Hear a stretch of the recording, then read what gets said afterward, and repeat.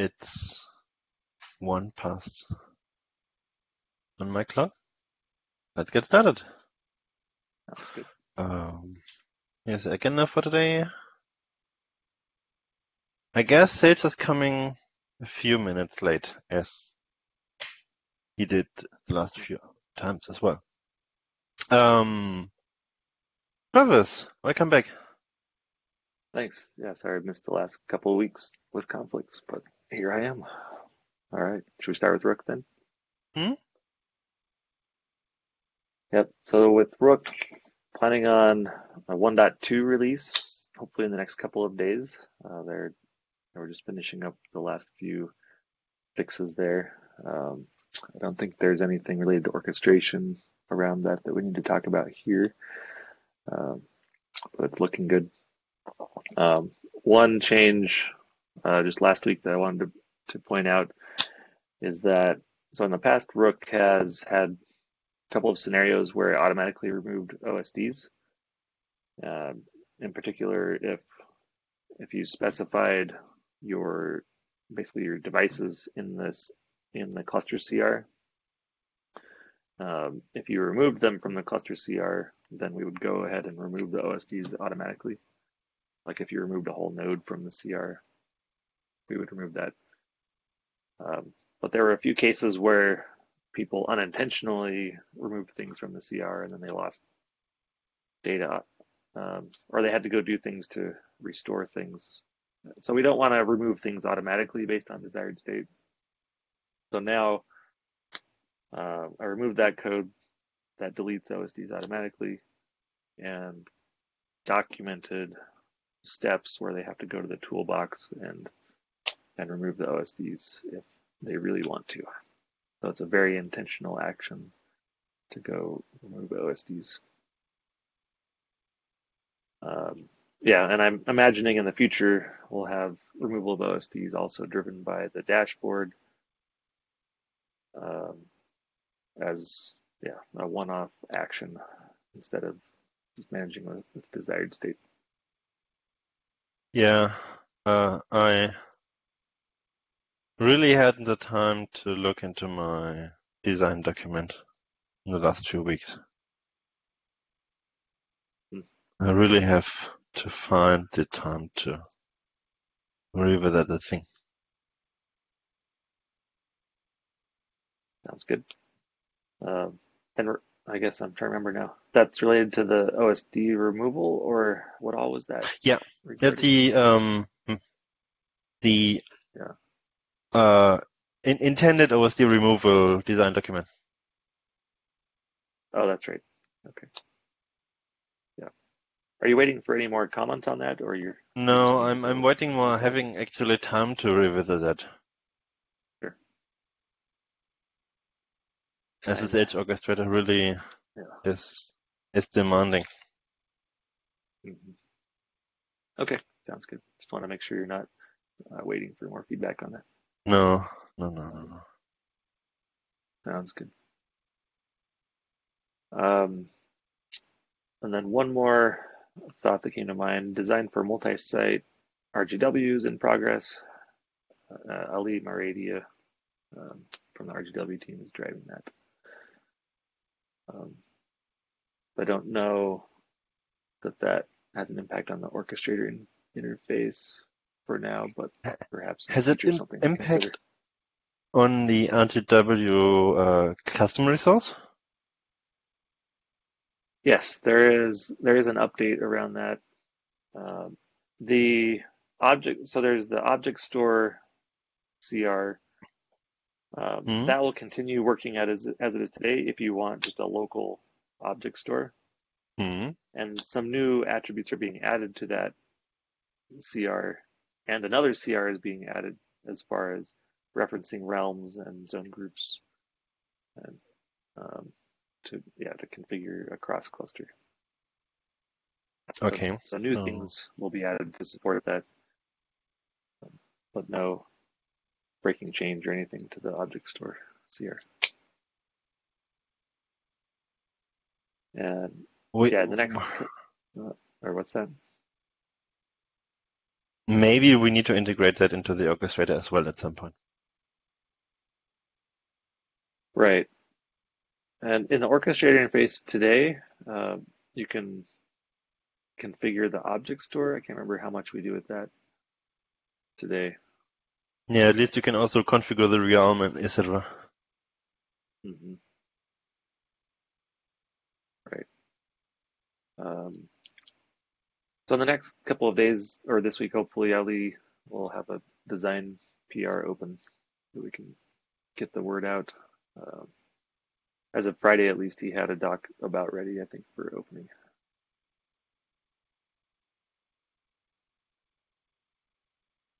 Okay.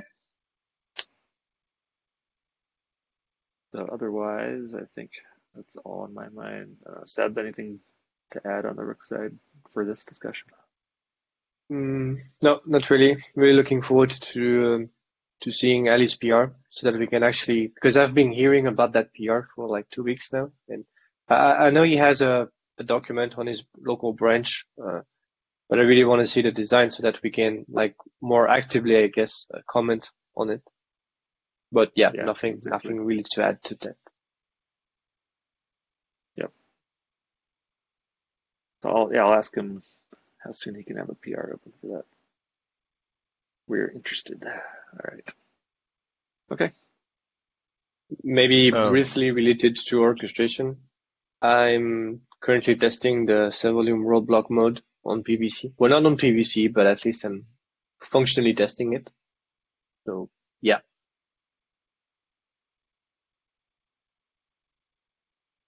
Working on does it. it work already? Not yet. Not yet. There was a minor issue with the current code, and Sage just pushed a new version. I just need to pick it up. Okay. Is there a custom resource definition change for your code? Like, No. okay, so you would just always use the block mode. When running on PVC, yes, that's the goal. Perfect. Okay. Unless the PV is backed by NLV, which can happen, and we do support that currently. So if Okay. the PV is backed by a block, then we use the block mode. If the PV is backed by an LV, then we will use the traditional LVM mode. Okay.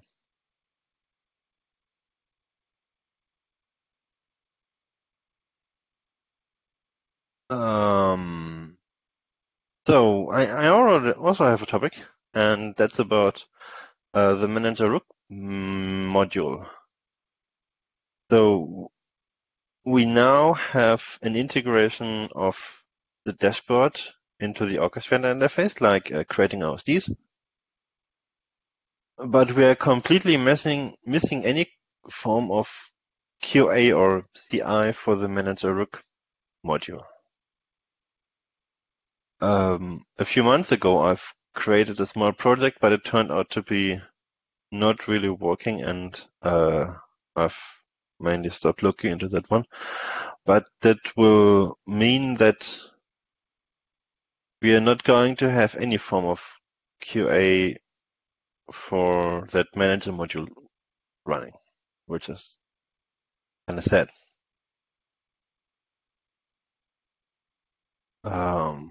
And also, I envisioned that the future Rook CI would solve that problem for me, but it turns out to be kind of still a long way ahead.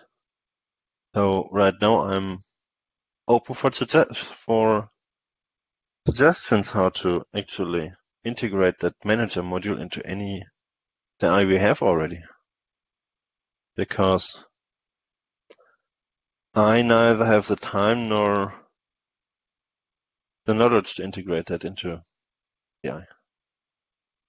To test that module, we basically need Kubernetes and Rook running, right? Yes. I mean, there's not really a mocking framework or something for No. the modules. So yeah, that's certainly a work item to consider. On the Rook side, CI, we definitely pull that in and well, we enable the module. We don't do much more with it, I guess. In our We're talking CI. about Kubernetes events. No, Or it's just a the manager rook orchestrator module. Oh, okay. Yeah. Okay. that lacks any testing. Right. Yeah. So I don't have a good suggestion other than we need someone that would spend some time on Yeah. getting that up. Yeah. Mm. Well, I think that even we haven't got any person checking what is happening with the Rook module in the manager, the manager module for Rook.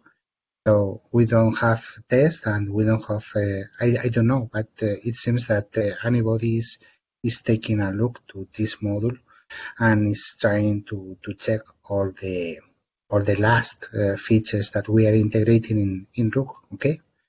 So maybe it's well, I will be happy to help with that. Okay. So if you want, if everybody is agree, I can start to take a look over that. Okay. Another thing is what kind of integration test we are going to have with the Rook Manager module, because it implies to use things that I think that we do not have in tautology or the current continuous integration system for Ceph. So Yeah, I this is don't think another that we problem. can use tautology. Yes, I don't think there so. is. Yeah, Yeah. it's what I think. So the problem, the real problem about the continuous integration is with that. Okay, I think that we have something in downstream with using Pro and OpenShift, but I don't know if it is possible to integrate this kind of test in this way, because first thing is downstream, and second thing is that probably is something completely new that will require time in order to make it work. Mm. I would see this mainly dashboard driven. Basically everything the dashboard supports, at least that should work in the manager rook module. Mm-hmm. Right. Yeah. One thought I'm having, we've had this thought of, hey, the ability to run the Rook CI against kind of a recent or a custom Ceph image, right? So if somebody's got a PR or we've got the latest Octopus image or whatever, if we can run the Rook CI against that specific thing, maybe on the Rook side of it, we can, we've already got Kubernetes, we've already got the Rook module enabled. Can we run it from the Rook side? Maybe it's like a daily test and maybe we can modify it when we're running PRs to point it at a specific image, or maybe at least I'm just thinking of a quick way to get it off the ground before we go do this whole set of work. Like maybe there's something on the Rook side we can do to get something sooner.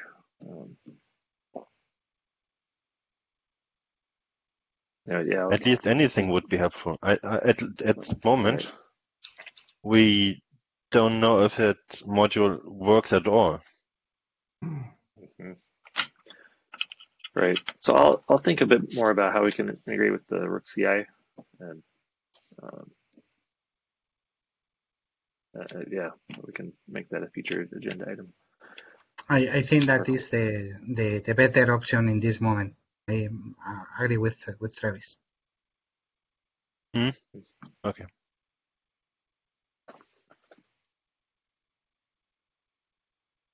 Okay. Okay. Next topic then. Or Jean, Miguel? No, nothing. Okay. Working in Rook issues, but nothing related directly with orchestrators this week. Thank you. So Sage, you're mainly concerned about Python 3 at the moment. Python 3. Mm-hmm. Yep. Like your S3 test pull request. Yep. At the moment, yeah. I saw you added a couple things. I put those on the list. I have this pad that I started making here.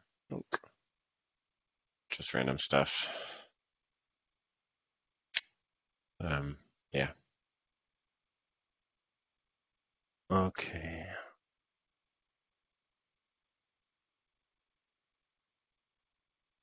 Yeah.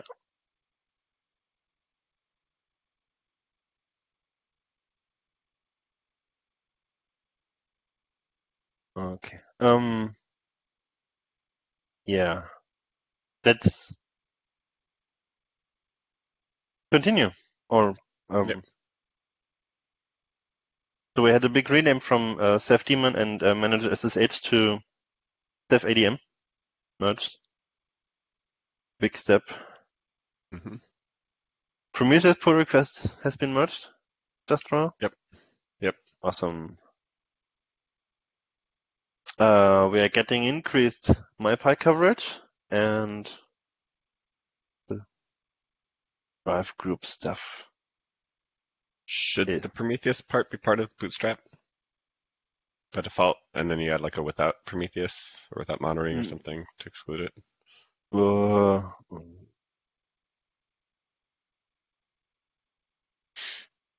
don't know.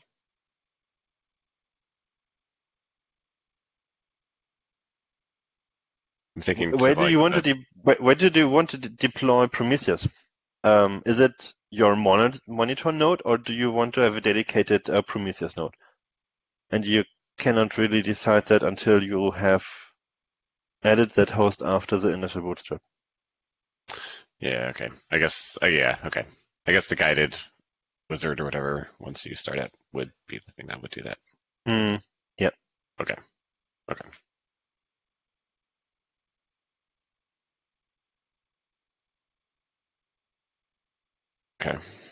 I don't think that having a Prometheus per default on the monitor node really makes sense. Yeah, exactly. Okay. Okay, and yeah, the drive groups pair is still open from Joshua. Let's see how quick we get this in. Anyway, that's all I have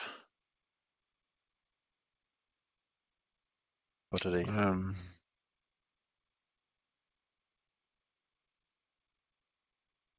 That's just looking at that Trello board and at the things that are sort of above the octopus line. So Prometheus is in, I think maybe prepare host we're taking out of scope. So there's the parallelization one that's coming. I guess reconfig I can work on now that the Prometheus thing is in. Yeah, Refresh stuff.conf and stuff. I think that depends on having some kind of locking mechanism in Ceph ADM binary to have parallelism in. Okay. Yeah, I haven't really thought very carefully about what we're gonna conflict on. Are you meaning that when you run the command, it like does a lock on the local host, or do you mean a lock inside the manager module? No, in the binary, like making sure that only one Ceph ADM runs at the same time, deploying stuff. Okay. So from my point at least, that's kind of linked. Yeah, that's pretty straightforward. Because if you're running stuff on multiple hosts at the same time,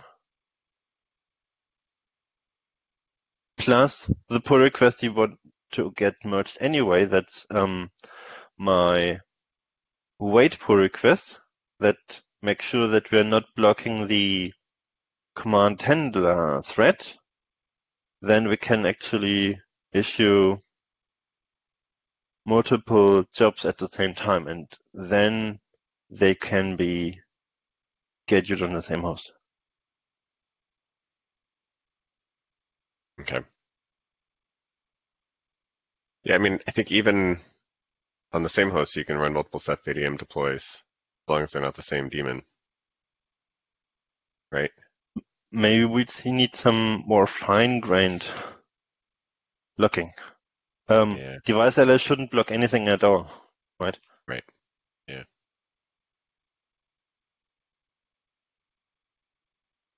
Yeah. Okay. What do you think about that? Probably if we have like a lock helper where you just give it some names, some strings of things to lock, or it's like the cluster FSID, if it's like an RM or something like that. Paired locks and Mm. I don't know. Yeah. It's like if you're doing a deploy and a delete at the same time, they're probably going to collide. Well, Yeah. And deploying multiple OSDs should also not work. I think that works, right? You can run Ceph volume in If you're parallel. calling Ceph volume multiple times in parallel, I guess as long as they're using different devices. yeah, but you're supposed to use one drive group that's supposed to use all the Okay. whole node at once. Yeah, okay.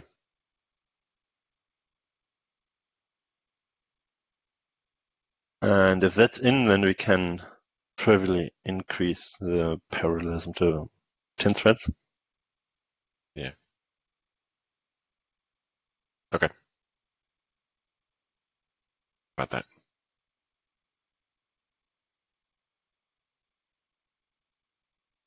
Use our device filters. That can be achieved using drive groups, right? If we set the drive groups all property to true and use star as a target, then it should provision all If we make it, devices with all. yeah. If we make it a like, I think we have to decide how much we want to make it declarative. Like, are we going to store Yeah. that drive group and have a command that will recheck the host, or do that in the background, or whatever?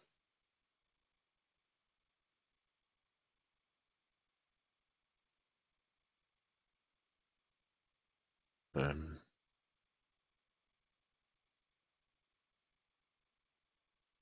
not sure. I'm not sure if we should do that yet.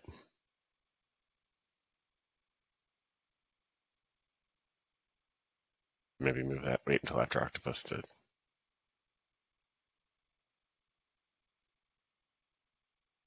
What about making the host add actually run the host check command? We have a check now, so we can make host add actually do a verification. Mm-hmm. Or should it be decoupled?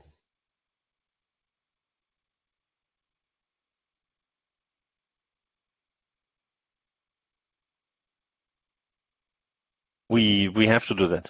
Otherwise, you're not getting any feedback when adding hosts that will just not work. Yeah. Okay, that's an easy one. I'm wondering if in the background the orchestrator should periodically check the hosts just to see if they're up and issue health alerts if it sees that it can't reach a host. What about issuing health warnings if they are not there? Yeah, exactly. Can we do that from the Prometheus module?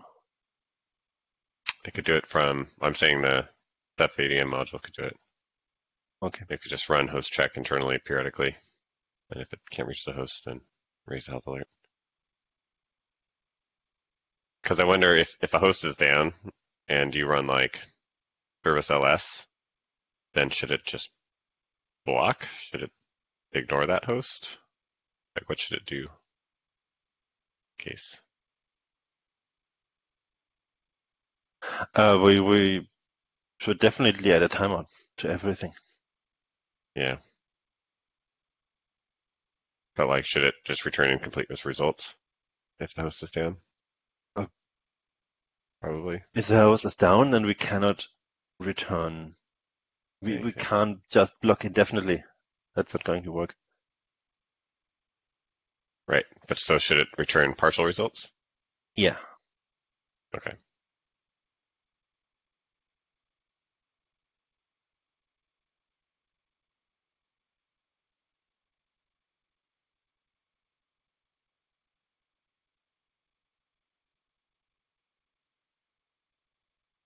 Yeah. Okay.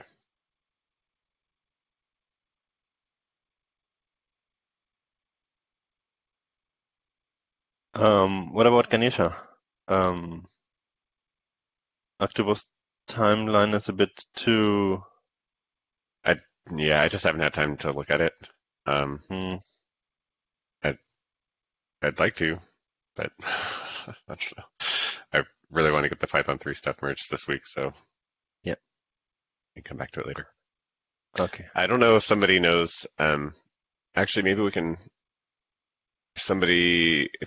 Point to the rook code that deploys to Ganesha and like what it actually does. I don't know how complicated it is, like what we have to do to run Ganesha properly, do it the right way. Sure. Yeah. Put that in the card.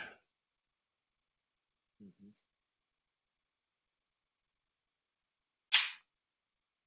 What's the right way to do it?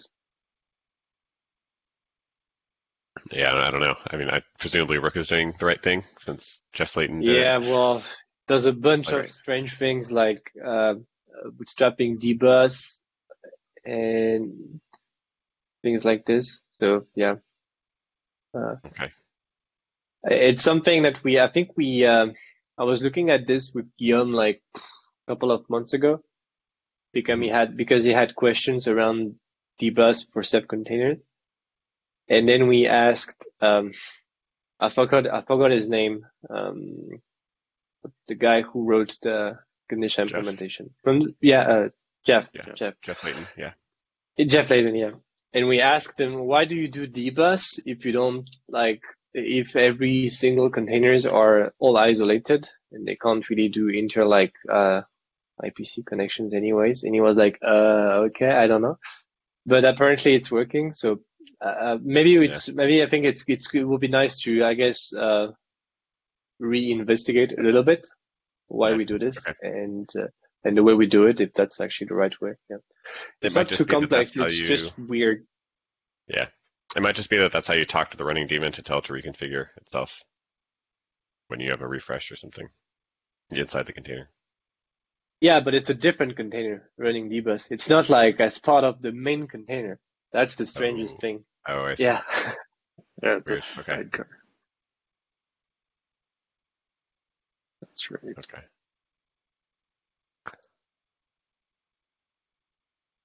I guess I can look it up, but like in a couple of weeks. Like, I just put a couple of links in there to the code we do have today. Where'd you put the links? Oh, in the other pad. Okay.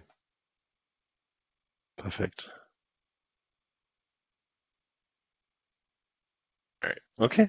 Another card. Okay. Cool. All right. Guess that's it. Sounds good. Mm-hmm. Okay, cool. Thank you. Good, everyone. Bye-bye. Have a good week. Talk to you later. Bye. Yep. Bye. Bye. Bye.